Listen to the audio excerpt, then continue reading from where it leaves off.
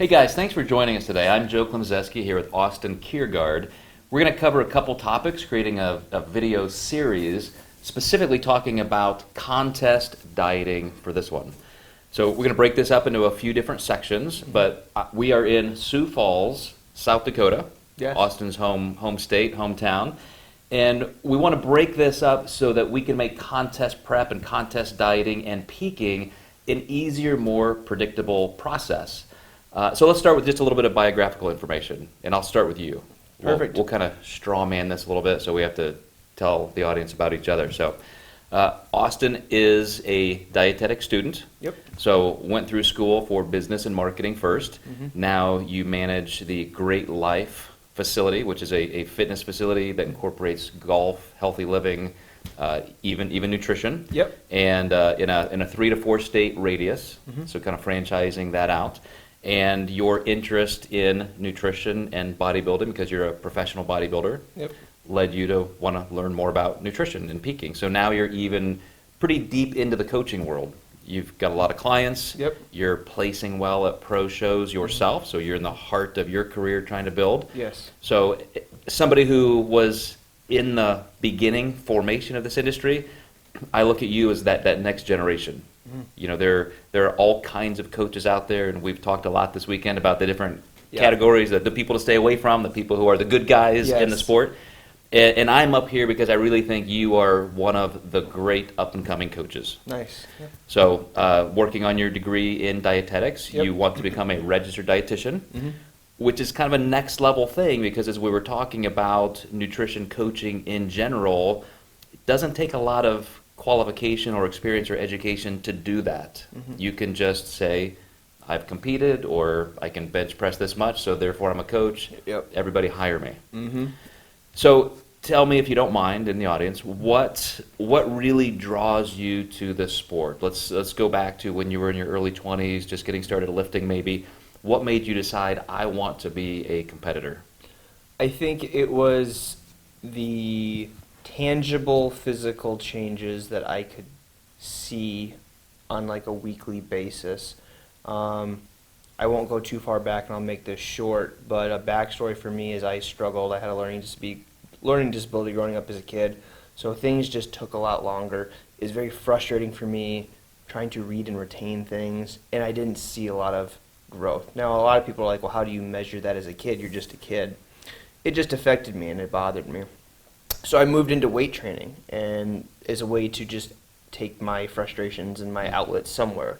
I thank my father. He was the one who did that for me. And I would see these little changes in the gym, and then when I found out about bodybuilding, you know, even natural bodybuilding, I started to improve my diet and still was weight training.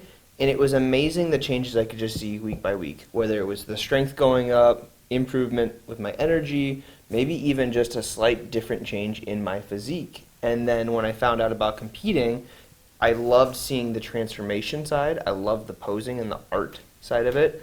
But just seeing these transformations that people had, and the fact that, like, when you got on stage the first time, you could actually make another change the second. So you could control your own destiny, so to speak, in that aspect. And that really helped me with school when I was able to get my disability. You know, we figured out the problem, we fixed it. I was able to also take that and apply that to school. Like, I didn't have to let my previous disability cripple me in the sense of academia. I could take what I had started to learn from the changes I made in bodybuilding to school, which is why I decided to go back in dietetics, because I found a great passion for nutrition. I love helping people. I love being a part of people's journeys. That's probably my big thing, is I love the journey. Mm-hmm. You know, I truly enjoy that. I tell it with my people all the time, like, if you want to get into competing, that's great, but don't ever lose sight of enjoying the journey, because this should be fun. Mm-hmm. You know, it's so funny because I think almost everybody has that origin story. For me, I was 11 or 12 years old, and, you know, already kind of on the overweight side, just wasn't very athletic, and moved to a school where somebody befriended me and, you know, invited me out. Hey, you should join the baseball team, the football team, this, that. So I really made a turn toward that. And like you said, you just instantly feel better, and especially as a young child, boy, adolescent, Mm-hmm. you know, that matters. You know, how you feel, your perception, your self-image. And so to take that to that next level, even if you're not physically gaining a lot of muscle, Yes. you can feel those changes just in a workout, that blood flow, that exercise that you're doing. And that became such an intimate part of what I enjoyed that you just stick with it. Yes. So flash forward from 11, 12 years old to almost 50, and I've made it literally my entire career, creating and pioneering different parts of our industry, all because of just a little boy who wanted to, do something in the realm of self-improvement. Yeah, I agree. I think everyone has that origin story.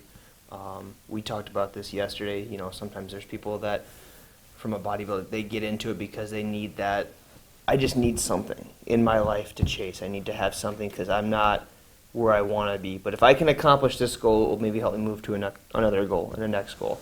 And as we talked about, there's both good and bad sides of that, and I'm sure we'll talk about that here, down the road. But I like hearing things like what you said, like you were 11 or 12, so you and I feel can relate a lot in that same sense, because that was about the age I started as well when I found out that I could, I didn't know what to do. I was just mad. Like, I'd read a book and I wouldn't know what just happened, and I have friends that could read a book and tell me everything, and I'm like, it's not that. So I just needed something to vent, and my dad literally just took me to the gym and just showed me basic stuff, and I was like, I feel really, really good after I left.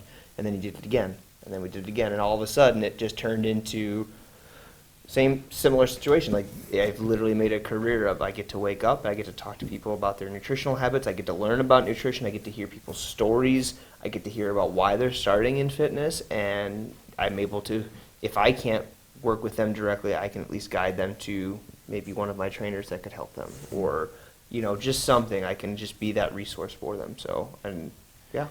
I'm in this stage of my career now where I get to almost come full circle, because there was a time, so I'm that teenager pursuing my own self-development, and I had these goals even when I was 15 years old, 16 years old. I said, I want to be a pro bodybuilder. I want to be a pro before I'm 30. I want to compete in my first show before I'm 20. I had no idea what any of that meant, but I actually did it. Yeah.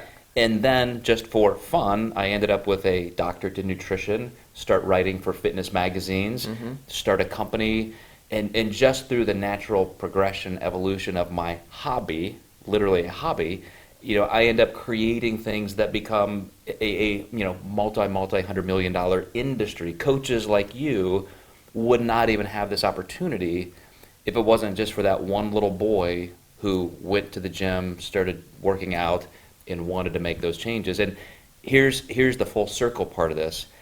After doing all of that, in spending 15 or so years deep into coaching, where I'm spending 18 hours a day talking to clients, 6 days a week, 25, 30, 40 clients competing every Saturday, you get enough of the dark side of the sport, the people who are doing it for all the wrong reasons, the people who are doing it to kind of try and fix other parts of their lives, that I was kind of done. I had my company, which is really focused on franchising and the diet doc weight loss programming, that I just kind of stepped away from coaching, let you guys have it, so to speak. But now that there are so many people like you that have picked up the mantle, it's fun for me to come back to it again and say, wow, these guys need support, they need curriculum, they need training. So I'm having a lot of fun. Eric Helms is one of my friends who loves the life part of the sport. So he and Omar Usef have created this podcast, Iron Culture, where they're not just talking about sets and reps and grams of carbs and this and that. It's all about, let's interview some people and have some fun talking about this as a lifestyle that really highlights the good parts we can have instead of the bad. Yeah.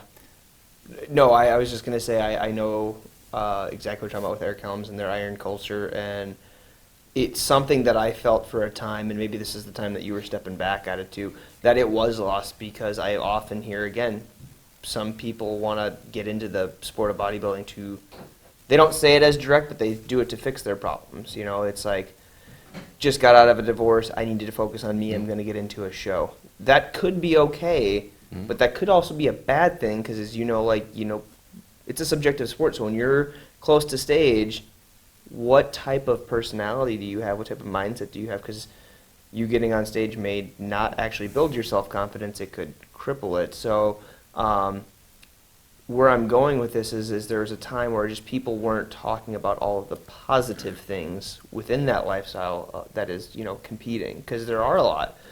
There's a lot of relationships. Perfect example we talked about in the truck.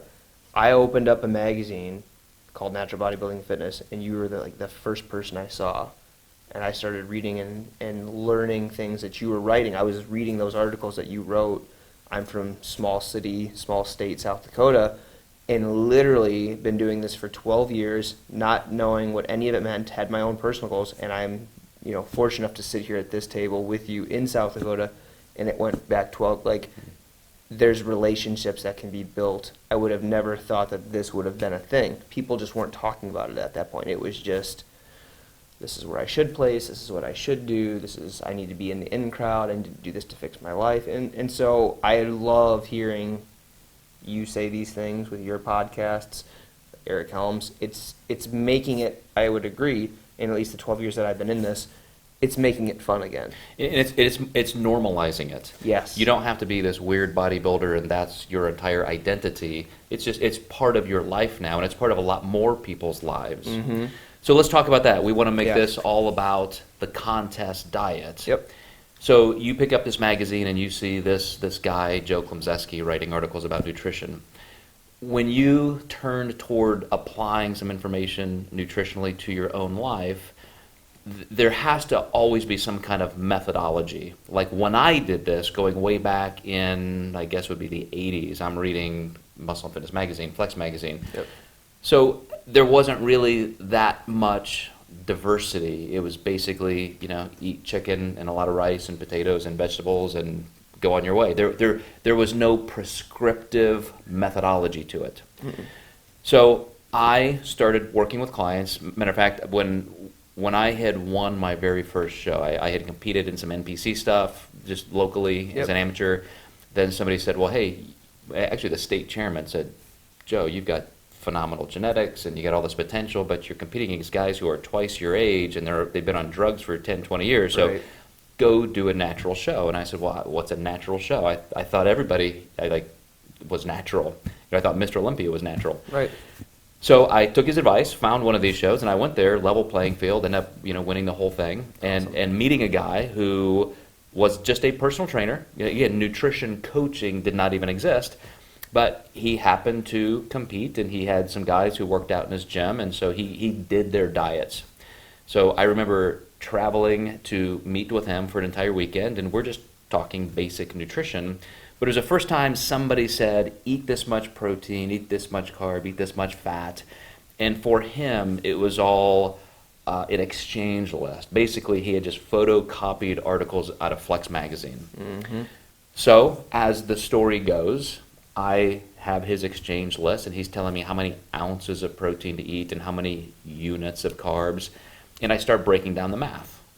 And I'm like, well, if you want this much of this food, why can't I have anything I want? Like you're saying, I can only have rice, potatoes, oatmeal, blah, blah, blah. What if I want a piece of bread? Mm-hmm. What if I want some animal crackers because I'm a poor college student and I can get a 5-pound bag of these, for almost nothing? And he's like, no, you can't do that. You can't do that. Why not? Because it's not on the list.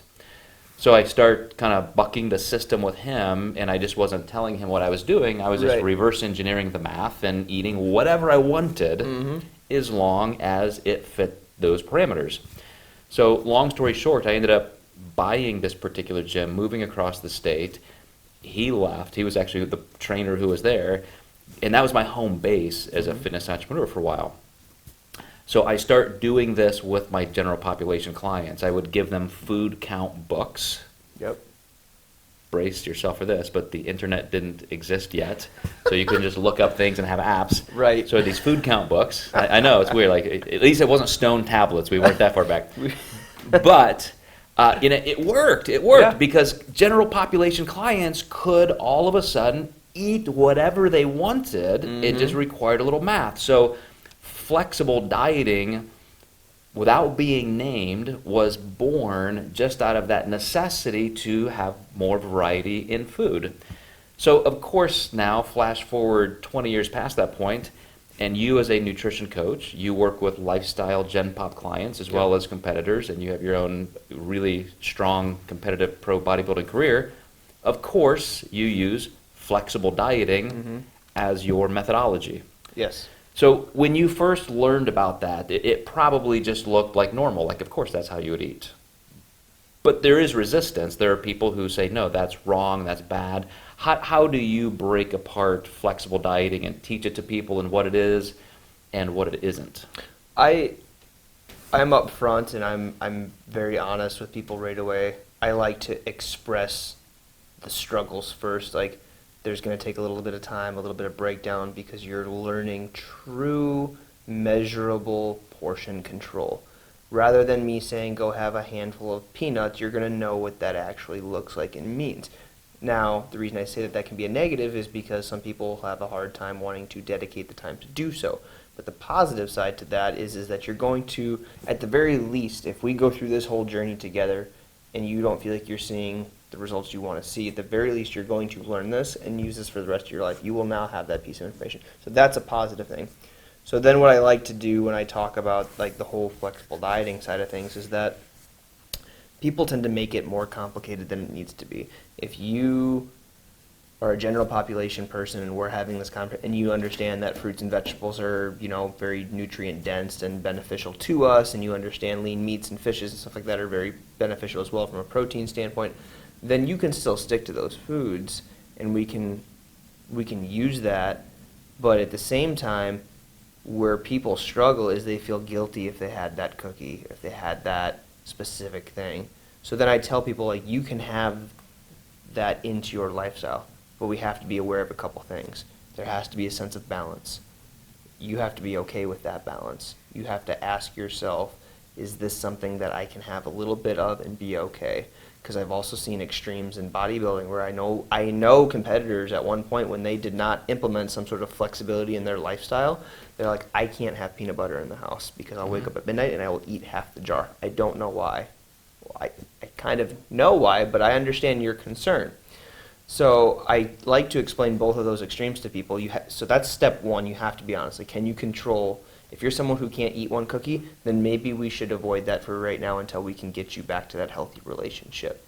But if you are someone that can have some sort of flexible thing, like you don't have to just eat tilapia, you can maybe have a thing of walleye instead, let's see what that looks like for you and let's work together through that, because you can have those things.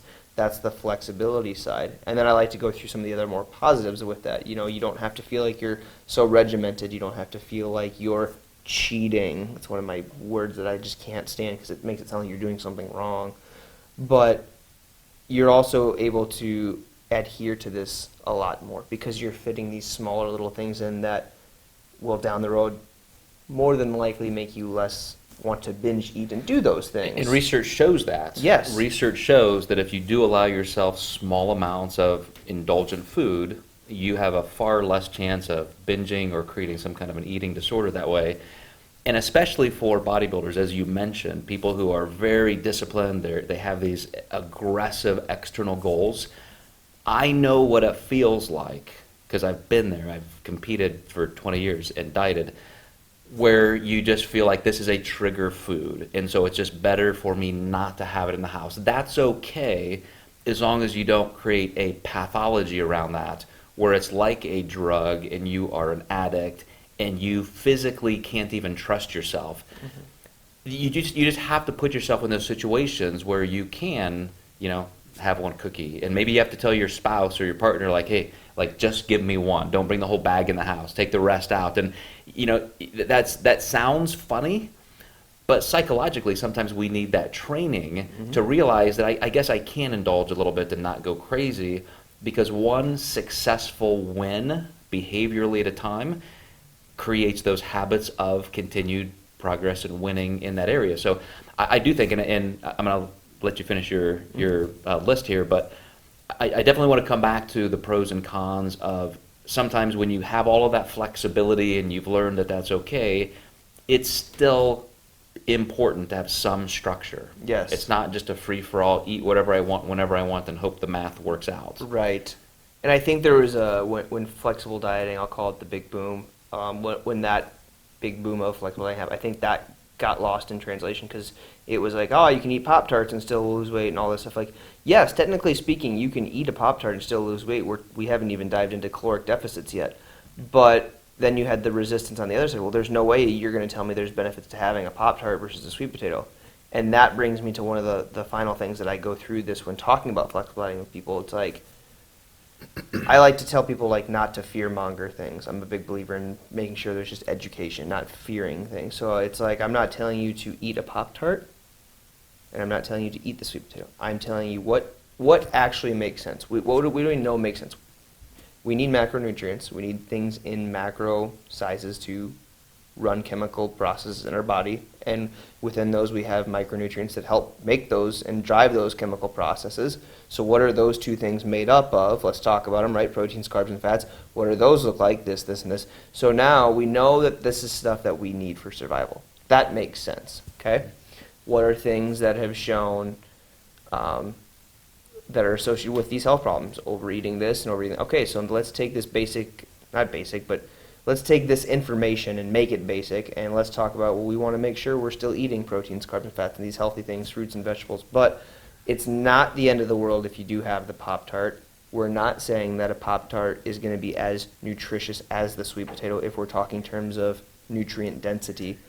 But the benefits from the psychological standpoint, binging less, having more structure, not feeling guilty because you either are sitting here eating a little food out of your Tupperware because you can't be present with your family because you got to stick to this, but then feeling less stressed out because you are maybe able to have that food with your family. You're just portioning it. Mm-hmm. You know, I tell people a lot of flexible dieting and stuff, it's really about learning more in detail of portion control, because I've seen people just guesstimate. That might be fine for some because they've done it long enough. They have a good eye for it. But from what I've seen, most people really need some sense of structure. Okay. So I do want to talk about the macronutrients. We'll get into that, like how much protein, carbs, and fat we should have. But one of the ways that I like to explain to people structure and flexibility as a partnership, you know, think of structure as the brick in building a wall. Yep. Flexibility is the mortar. You can't have a wall without both. It's not structure, which people think, oh, that's rigid dieting, meal plans, that's horrible, that's bad, versus flexibility, which is the good guy. Again, it's not good, bad, right, wrong. It's just using the best tools at the best time in the best way for you. Yep. So I always rely on, what are my goals? My goals are the best body composition if I'm a bodybuilder, the best performance for training, muscle gain, strength, my best health, how I feel. All of these are priorities and variables that stack on each other. So if you start just focusing on food as right or wrong and you're giving it those value judgments, you really miss the entire point. Yes. So my most successful forays into competition myself, when I feel like I've got total control and discipline and I'm making my goals and I end up in my best condition, are when I just layer that in together without confusion, without wondering what am I going to do. So here's an example. You know, even to this point, I've been retired for, I don't know, 13, 14 years. I haven't competed in that long. I still eat the same breakfast every day. Right. It's oatmeal and protein powder and fruit. I have the same lunch every day. It's a bagel sandwich with you know, turkey, and you know, it's just 90% of my food is very healthy and actually very structured. Yes. Because that's just the way I know I can control how I feel and so forth. So as a competitor, it's the same. But when I am competing and I'm in that calorie deficit and I know I'm on edge, you know, you're always just one cookie away from a downfall, I would give myself some indulgences. So maybe my last meal of the day is a half a cup of fat-free vanilla frozen yogurt. Ice cream. Right. With a scoop of protein powder mixed in. And I could eat that 7 days a week as my last meal, and I don't feel like I'm going to ever lose control with a sweet tooth kind of issue. I remember one contest season, it was in the summer, and I had a slice of watermelon every single night after dinner. That was like one of my carb sources, 20, 25 grams of carbs. You know, do the math, fit it into your carbs. Yep. It's sugar, but that's okay. Yeah. You know, you mentioned Pop-Tarts. I remember writing an article about this 20 years ago where I said, gosh, I think I found the perfect pre-workout meal. You know, it's Pop-Tarts. It's 5 grams of protein, 35 grams of carbs, whatever. And all of a sudden, every gym bag in the country had a box of Pop-Tarts in it. Then I switched over to Reese peanut butter cups, and now you see people all over the internet using Reese peanut butter cups. Every time it's almost like people can't think for themselves, or I should say they like to be led, they like those ideas. But if you, as a competitor or as a coach, can just find out what works for you, you can use flexibility within the best structure for how you feel, how you perform, and it makes everything physiologically so much more consistent and reliable. Yeah, I think I'm a big believer, like, because we're talking more about bodybuilding here.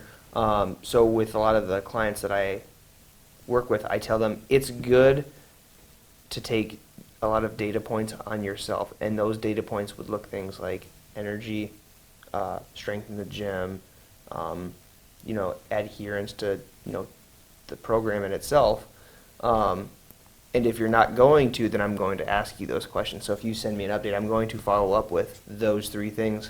And because you may find some foods more satiating than others, which is very important when you're getting to a caloric deficit close to a show. If you're choosing foods where you're hungry 45 minutes later, you know, you're not doing yourself any more justice than where you could find some higher volume foods and so forth. But where I'm going with that is, like you said, you know, you found what's worked for you. And it's funny, you were kind of mentioning like the treat. So I did the same thing. Like when I'm really close to a show, I'm focusing on throughout 90% of my day a lot of nutrient dense, high volume foods, because I'm always on the go. I just want to get that volume in. I want to make sure I'm taking care of my body. But when I'm at home with my wife, I want to make that meal maybe a little bit bigger, some more food. So I like these protein pancakes that she makes. And then we turn them into what's called a pancake puff. And she's just one big, it's very low calorie, very high volume, and I'm able to have like a pancake and a little bit of something with my wife. And again, it's a pancake with some reduced sugar syrup on there, and it's like, well, how are you eating that? And why are you eating so many carbs at night? How can you eat so many carbs at night and yet you still look like this? It's always that demonizing thing that you talked about, and that's where I talked about it earlier. Like, I just don't like the fear. Like, you don't see all of the stuff. You don't see the cups of broccoli and peas and all the stuff that I'm getting in, chickens. Well, the funny thing is even in my off season, I still pretty much eat like that. It's just, I know what makes me feel good, where my blood sugars respond, and how I feel with strength and stuff in the gym, and I tend to just stick to a lot of the same foods. Now, that may not be the case for somebody else. I get that, but you have to find what you're able to. It goes back to one of those questions I like to ask, like, what are you able to adhere to? Adherence is such a big thing that I think people don't talk enough about when it comes into terms of prepping and doing those things. Because if you're going to be prepping for 16 to 32 weeks, depending on your body type and all that stuff, like, you need something that you're going to be able to adhere to so it can set you up for success. Well, that's what's really funny, because when I started doing that way back in the day, I wasn't even writing about it as a thing, as a method. It just made sense to me. I mean, you have to eat a certain amount of food. Why not break it down into the most specific parts, you know, macronutrients?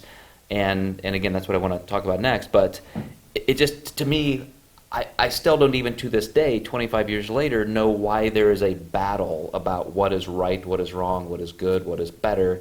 It's just eating the food you want to eat in the ways that you know hit all those variables. What's healthiest for me, what helps me achieve my body comp and performance goals, what I can adhere to, which was your last point.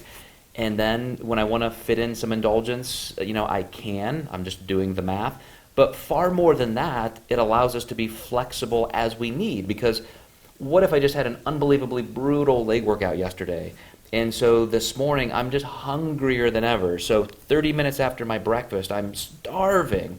Well, guess what? I could move my next meal down, eat that almost back to back, and then maybe I'm not hungry for 4 or 5 hours. And then I'm right back on track. I'm still going to meet my daily macronutrient goals, but I had the flexibility to move some things around, to, you know, add a little bit here, add a little bit there. So take that a step further from the flexibility of just me maybe wanting a, you know, different food source that day or needing to shift a meal around. What if I accidentally go over my carbs by 25, 30 grams or 200 calories because I was just unbelievably hungry, or maybe I had some kind of a social event and it was just hard to calculate? Well, guess what? Maybe the next day I could reduce that a little bit, and the next day a little bit more. So by the end of the week, I now have stayed on track. And so sometimes even looking at things from a weekly or a monthly standpoint from food budgeting or performance, maybe it didn't even matter. Maybe I could have that 200 grams of carbs. But where people make the challenging difference behaviorally is if I, quote, go off plan, well, maybe I've screwed the whole thing and so now I'm just going to binge. Or maybe I'm a failure. Maybe I just start thinking I'm just a self-defeated person who shouldn't even be involved in this. Instead of just saying, no, that's just life. Get back up and let's see how we can make this the best scenario. And I think because it's a competition in the competitive standpoint, I think that's where some people do struggle because, well, my competitors maybe didn't go 25 over. They might have. It's life. You mentioned this, and I think it's kind of worth mentioning. There's never a perfect time to compete. I have had people like, oh, I want to start, but I'm just too busy. Okay, there's never a perfect time to compete, but there may be sometimes you do want to try to avoid. If you're going to be traveling all the time, or you just had you lost your job, you're picking up a new one, there might be some signs that you need to be aware of to ask yourself, is this the right time? Now, there's never, again, a perfect time, but you also don't want to try to get every workout in and every posing session and hitting your numbers if you're traveling to a different state every single weekend, because it might be hard to pack all the food with you, find every gym. I think you can find a way if you want it bad enough, but kind of going off of what you're saying, like there are people where they're like, man, I'm just screwing this whole thing up. I don't know if I should quit. Well, that may not be the case if you're able to truly do a show, invest the time, and be dedicated to it. If you go a little over, it's not going to make or break you, because you also have to look at the other things. And we can talk about this later, but like I look at things like I've been doing a lot of research with NEAT, the non-exercise activity. Maybe you went a little bit over on food, but maybe you were a little more active that day. So it maybe didn't affect you as much as you thought it did, and people don't really take a step back and say, or maybe they could control it. I'm not saying to an extreme side, like you need to go do more cardio, but if you went over a little bit, maybe you walked a little bit further and your energy output kind of offset that, or like you said, or another thing is just maybe you eat a little bit less calories the next day. And then just a little bit less the next day, so it all evens out. It's just, we're quick to overreact, and you had mentioned this without mentioning it, but we also just don't pay attention enough to our own personal data points, where it is, you know what I mean? Like exactly what I want to talk about. Yeah. So anyways, let's just get into it. Well, so that's the diet methodology. We both agree that macronutrient-based tracking with flexible dieting meaning that we're going to layer in the appropriate structure with the appropriate flexibility. But if you're not paying attention to the data, if you're not saying, well, I know I'm supposed to be eating this much protein, carbs, and fat, this many calories. If you're not accurate, because a lot of people will say, I don't want to write down that extra 15 grams of carbs, and my coach will see that and think I'm a loser, so I will just maybe do a little extra cardio, or I just won't write it down. Right. Be accurate, because who are you fooling if you're basing all of your decisions, and other people are helping you base their decisions on inaccurate information? So be 100% accurate and use that to learn. So I'm really big. I don't like so much the apps that just keep everything tracked for you, and then you're just it's just in there and out of the way. Yep.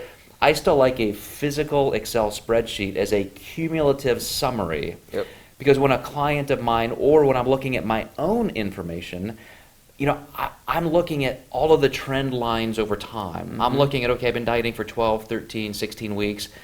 What are my average grams of protein, carbs, and fat? I know what I wanted to be hitting, but what are my true averages?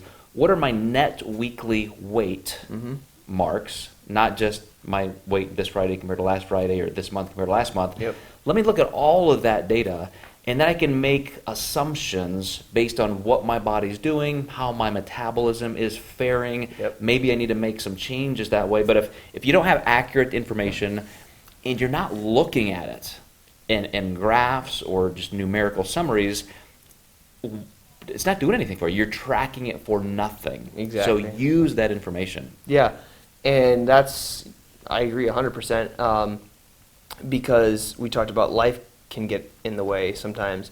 Well, if you're a female client, if we're tracking this information and we're tracking personal data, let's say it's that month of your cycle, if we're tracking things accurately, we can track roughly where you're at weight-wise and body comp-wise when your cycle comes around.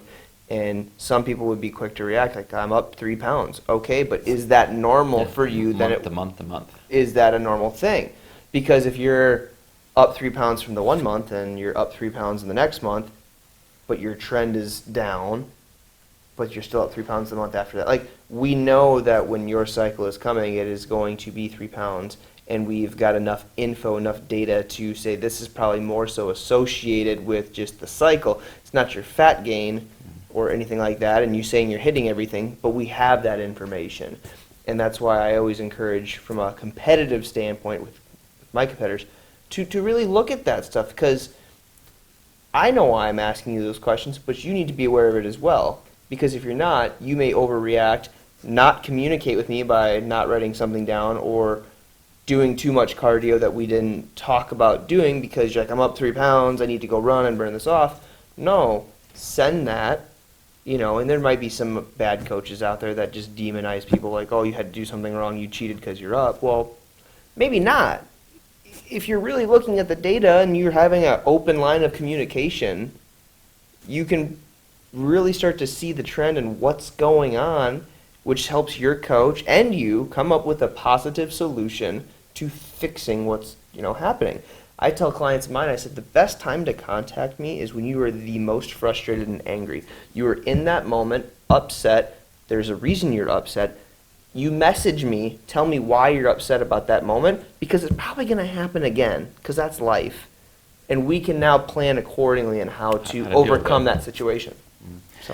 So macronutrient-based tracking, which gives us this kind of data, allows us to have some flexibility within the best structure. Let's spend just a couple minutes talking about the next level of this platform we're building, which is now the actual specific dieting methodology. Yeah. And there aren't that many different ways, but we're going to get the 2 big ones out of the way. Ketogenic or low-carb dieting, high-protein, low-carb, or keto, 2 different things. Yes. Versus just keeping carbs in. Mm-hmm. Again, we are both not value judgment people. We're not going to say this is horrible, you're stupid, right. This is the right way. They're just 2 different tools to use at different times, different ways. So the thing for me is when you look at every single study that compares ketogenic or low-carb dieting to eating carbs with lower fat, a higher carb, lower fat diet wins every time in every single category. Mm-hmm. If you prefer less carbs and more fat, then we can go that direction. In all of the inpatient studies, this is what I'm specifically quoting, where they compare low carb versus low fat, the low fat wins because most of the time in self-reported studies, people who are doing low carb diets aren't really low carb. Right. They're low carb most of the time until they binge. Yep. Low carb most of the time until they binge. Yes. And when you're getting paid for a study, you're a subject in a study, and you're supposed to be in low carb, you're self-reporting. You're not going to come in and say, oh yeah, I screwed it up and I ate all these carbs. I still want my paycheck for the study. And so we know. I've talked to researchers like Bill Campbell, and it is documented in research that with nutrition study groups, we know on average there's about 30% inaccuracy. Mm-hmm. So you tell me what study you would like for a medication that you might take, for a surgery outcome, where they say, yeah, we think we're about 70% accurate. Mm-hmm. You can't base anything with a 30% known inaccuracy. No. So again, when we go to inpatient studies where people are given the food, and that's all you get, then we know lower fat diets just work better. Right. You lose weight the fastest, you retain lean body mass, your metabolism doesn't down-regulate faster where low-carb does. Harvard, University of Toronto, everybody has reported that ketogenic or low-carb diets create the most non-compliance, binge eating disorder, that kind of thing. They've studied mental acuity and depression, and a low-carb diet just flattens people out in actual cognitive ability. So, all of that said, I'm not a low-carb fan, clearly. Right. It's not just a matter of looking at research. I've done them all. I've tried ketogenic diets for myself. I've seen other people crash and burn with them. I've helped people rehab out of low-carb diets. So without making this a debate or a discussion all about that, that's just my position. And I can still use low-carb principles as a tool for people who just prefer that. They want to try it. They want to experiment. Or maybe they feel a greater level of satiety with higher percentages of fat. So I could take you up into a range that I wouldn't necessarily do, but for you, we'll do it. But it's never exclusively a zero-carb, low-carb, or ketogenic diet. That's just the fastest way to walk your diet right off a cliff. And we're talking about, I'm really glad you brought this up, we're talking about right now contest dieting, right? So what is that? We're talking about bodybuilding sports specifically, right? It's different for you and I because we also work with general population people. So we're talking about these studies, these test subjects. There's also the question of, we talked about this earlier, does this make physical sense? Okay, so I've had clients contest prep that are like, I just don't feel good with this amount of carbs. And to me, I'm like, well, realistically, you're within a healthy, normal range of what you should be eating for carbohydrates.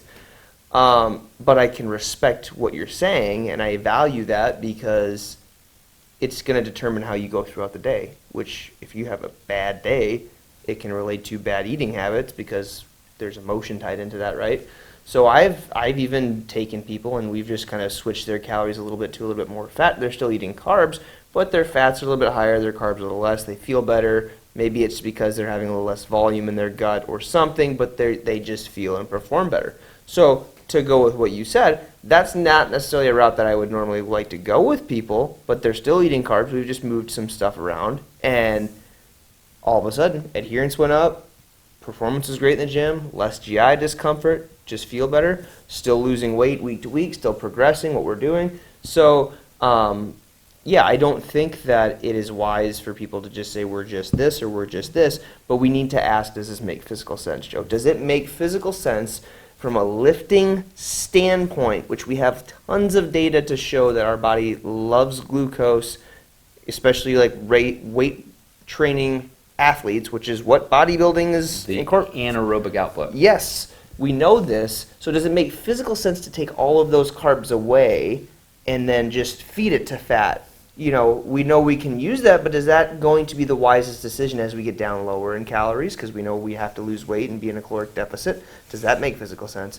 Does it make physical sense to just eat a ton of carbs and no fat? We have to find that sense of what is right, because performance in the gym is going to be a huge determinant of what our physique looks like. Because if we're underperforming in the gym and we're not consistent and we're having bad workouts, it's going to be hard to retain that muscle tissue to show off on stage. And I often use the argument with somebody who wants to debate this point, so you think that it's okay or preferential even to have zero carbs. A lot of people think, well, you need all of that extra fat for testosterone. And interestingly, the studies show the higher your fat intake, the lower your testosterone. I've seen that when it gets to it, yeah. So again, look at the actual studies, not just creating what you think is a nice story of logic, because testosterone is a cholesterol-derived hormone. So again, that makes sense. Yes. Well, it makes sense until you actually look at the experimentation and the research and the data. Yes. Would you have an Olympic sprinter or runner or marathoner perform their best on a low-carb diet? Of course not. Nope. They would never perform their best. Would you? I mean, you just know that's illogical. But when it comes down to our physique in a physique-type sport, we think we're okay giving up performance for how we think we'll look. So when I started making this argument, I saw some researchers start showing, well, wait, no. You can actually perform well when you're keto adapted. And so there are studies that show when you are keto adapted, your body can adapt to become up to 40% better at using fat as energy. But it still doesn't mean it's a good replacement for anaerobic output. Mm-hmm. And because you're 40% better than not being keto adapted, that is still far under your performance if you were just using carbohydrates. So because you moved a step up from this is the baseline worst way to be keto, Yep. then keto adaptive makes you evolve. Basically, you're just adapting. Yep. Just like an Eskimo who that's all they can eat is fish, right? Yes. They've adapted. That still doesn't make it optimal. Thank you. Optimal Yep. is what we're after. So I thought of a question when you were going through that. I think it's important to address because a lot of when I started getting it, people were like, "You need to get into ketosis." You know, like when you're in ketosis, you're burning fat, you're doing these things. You know, you're in the right spot. I mean, I think that gets confusing for some people because they're like, "Well, you guys are sitting here talking about does being keto adaptive make sense?" But shouldn't we be trying to achieve ketosis as we get close to a show? I mean, what would you say to somebody about that? No, you almost want to get away from that. As you are moving toward this, and we'll talk about this in the next video, you want to be building your carbohydrate base back up so that you're at maintenance levels of food, so you're not only more anabolic, but you're becoming less insulin sensitive. Mm-hmm. And so you don't want to be at that totally flattened out, reduced place. So this is probably a good spot to stop this. Yep. Because I want to do an entire another video on the actual contest diet. Yeah. So this explains the platform, the methodology, the choices, the setup. I think this really gets you to the door of how to start beginning a contest prep. So then I want to talk next about exactly how to execute that. Protein, Yes. carbs, fat, and all that. I love it. So- Let's get to it. All right, man. Thanks, Joe. Thank you, guys. Thanks, guys.